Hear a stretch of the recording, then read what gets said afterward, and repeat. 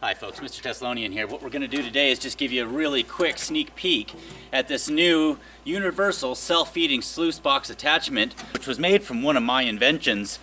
Alright, so let me just bring it up close for you. Take a look at it here, turn it around. Really nice heavy-duty design. It's got snaps right here to hold the upper bin on there. The bins are all interchangeable for sizes. This is the bucket and a half size. We have a half bucket and full bucket size, as well as the 5 and 10 bucket bins that'll be later on that are self-supporting that attach to the lower here. Right here is the handle that you use to open and shut the feed door. So there you go, that's your feed door down below. And if we give you a look down inside, you can see all the angles inside of there down to the feed area. Back here in the back is where the water is going to enter into the system right here. And you make sure the water's got the right pressure so the system works. It's got these two hinged out pieces here. I'll show you how these attach here in a moment to the flare of your sluice box, making a nice lock in the back end there. But what these do is they sit right against the flare, make sure the water's got to build up to go over them. When that happens, it puts enough pressure down the tube here to make sure the self-feeding system works properly. They also have little pieces of this super Velcro on the ends here and there, so you can shut them down and they'll stay shut. Just push them down against it and there they are. Nice sleek design. I like the way they did it. Let me go ahead now, put this onto the sluice box and show you what it looks like. So we've made this so it's basically universal for the predominant sizes of sluice boxes that we see out on the market.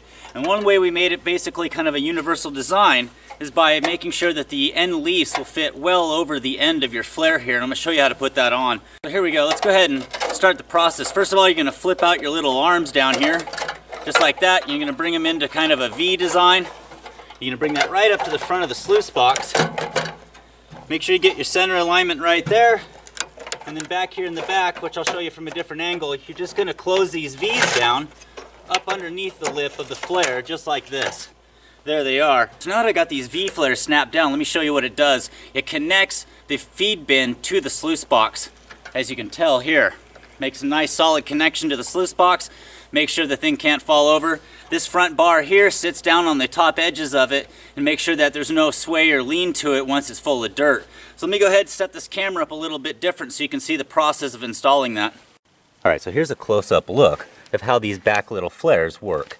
And you can see here what you do is you bring it up to the lip of the back of the flare of your sluice box, and the bottom piece of this angle stock is going to go underneath your flare, just like this.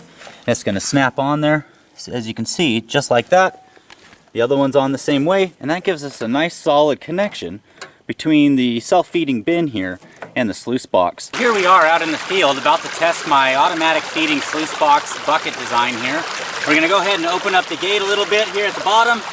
Start letting some of the material out. You can see the darker color coming out, so let's open it up just a little bit more. And throughout this, you should be able to watch the material feed into the sluice box. And up in here, you should be able to see the cone design up here on top.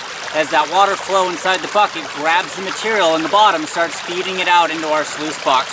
You can see here a little bit of the color coming through.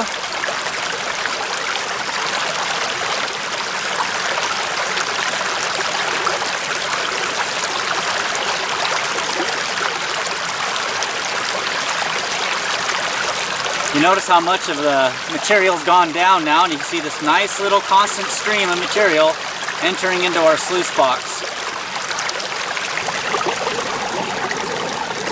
So there you can see the water flow coming through, eating up that material as it feeds our sluice box.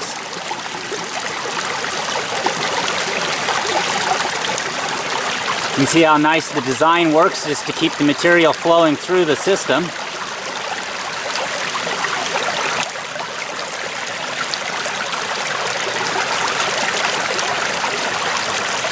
You see the nice little stream of material coming out the bottom down there. You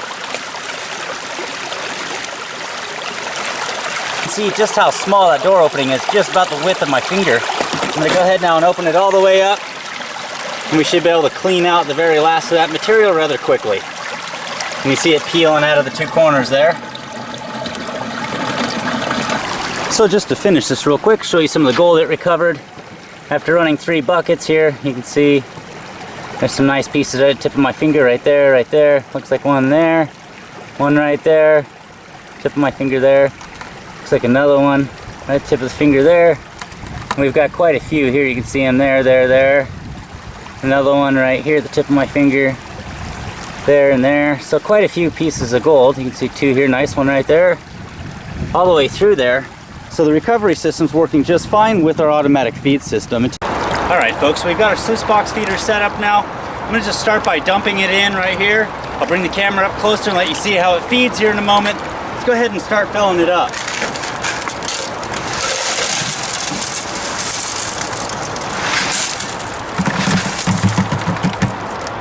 There you go, there's one bucket of material we got there.